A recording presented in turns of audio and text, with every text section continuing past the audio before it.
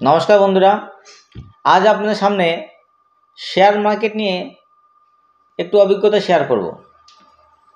Share market নিয়ে আমার একদম ধারণা ছিল না। এবার লাস্ট এক বছর ধরে, অর্থাৎ গত বছর ঠিক এই সময় এপ্রিল মাসে আমি ডিম্যাট অ্যাকাউন্ট করি। আমার এক বন্ধুর রেফারেন্সে করি, তার থেকে অনুপ্রাণিত হয়ে তার থেকে কিছু শেয়ারের নাম জেনে, এবং সে বন্ধুটি নিজে হাতে আমার ভিবিএল এর একটি শেয়ার পারচেস করিয়ে দেয়। এবং সে ভিবিএল এর শেয়ারটি খুব বেশি অ্যামাউন্ট ছিল না, কিন্তু বর্তমানে 74.53% প্রফিটে আছে। তো এক বছরের অভিজ্ঞতা শেয়ার করব। প্রথমে একটা দুটো শেয়ার কেনার মাধ্যমে শুরু হলো এই স্টক মার্কেটে যাত্রা।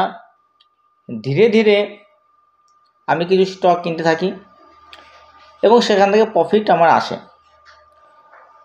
প্রথম কথা বলি, আমি যেটা বুঝেছি সেই এক্সপিরিয়েন্সটা আপনার সঙ্গে শেয়ার করছি। আমি শেয়ার মার্কেটের কোনো ট্রেনার নই, সুতরাং আপনাদেরকে হয়তো খুব ভালোভাবে বোঝাতে পারবো কিনা জানি না, চেষ্টা করছি। আমি যেটা বুঝেছি আমার অভিজ্ঞতায়, এটা ডেলি কেনা বেচা জিনিস নয়। শেয়ার মার্কেটে ইনভেস্ট করলাম মানে প্রতিদিন একদম টাইম টু টাইম এই মোবাইলটা হাতে নিয়ে কত হলো, কত বাড়লো, কোনটা বেচবো, কোনটা কিনবো, এটা করার জন্য শেয়ার মার্কেট নয়। এখানে আমি এটা করেছি, আমি জাস্ট ইনভেস্ট করেছি। যে টাকাটা আমার ব্যাংকে পড়ে থাকতো, যে টাকাটা এখানে ওখানে ঘুরতো, সেই টাকাটাকে আমি রেখে দিয়েছি কিছু শেয়ারে ইনভেস্ট করে, কিছু পারচেস করে, এবং দেখছি দিন দিন তার ভ্যালু বেড়ে যাচ্ছে, ধীরে ধীরে বাড়ছে। এখানে রাতারাতি খুব একটা কিছু হবে বলে মনে হচ্ছে না।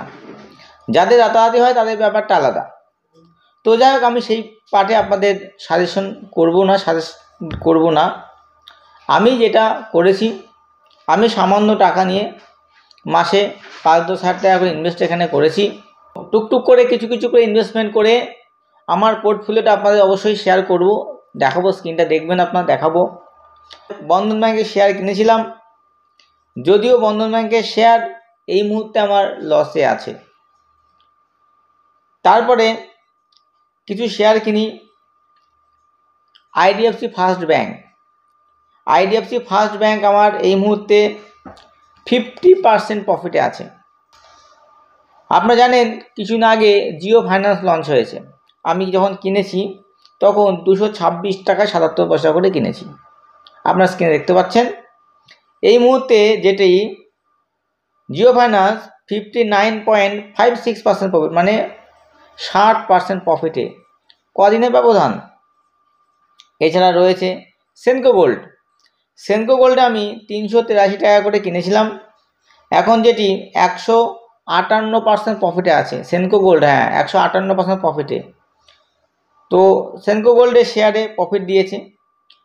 টাটা মোটরস আমি একটা শেয়ার কিনে জাস্ট টেস্ট করছিলাম, কদিন আগের কথাই বলি, সেখানে আছে 38%-এর বেশি প্রফিটে। এরপরে ইয়েস ব্যাংকের শেয়ার 15 টাকা 60 পয়সা করে কিনেছিলাম। এই মুহূর্তে ইয়েস ব্যাংকের শেয়ার 23 টাকা 96 পয়সা, অর্থাৎ এখানেও আমি 54% প্রফিটে আছি। এই মুহূর্তে আমার পোর্টফোলিও 53.33% প্রফিটে রয়েছে। এখনও এক বছর কমপ্লিট হয়নি, কয়েকটা দিন বাকি আছে। তাহলে আপনারা বুঝতে পারছেন, আমি আমার নিজের অভিজ্ঞতা, আমার নিজের পোর্টফোলিও আপনাদের সঙ্গে শেয়ার করলাম। এবার এখান থেকে আমি কি শিখেছি, কিভাবে করছি। আমি সারা দুনিয়ার কোম্পানিকে অ্যানালাইসিস করতে যাইনি। আমি হাতে গোনা গোটা 12, 14, 15টা কোম্পানিকে বেছে নিয়ে, কয়েকটা সেগমেন্টে বেছে নিয়ে, সেগুলোকে আমি কেস স্টাডি করে, তাদের ব্যাকগ্রাউন্ড চেক করে, তাদের পোর্টফোলিও চেক করে, যেগুলো আমার পক্ষে করা সম্ভব, তাদের যেগুলো করা দরকার সেগুলো করে আমি সেখানে ইনভেস্টমেন্ট করছি। তাতে করে আমার কিন্তু লসে একটা দুটো বাদ দিলে কোনোটা লসে নেই, আর যারা লসে আছে তারা আরেকটু সময় দিলে তারাও প্রফিটে আসবে, এটা আমি বুঝতে পারছি। সুতরাং এক বছরের নতুন জার্নিতে আমি কিন্তু 54% প্রফিটে এই মুহূর্তে রয়েছি।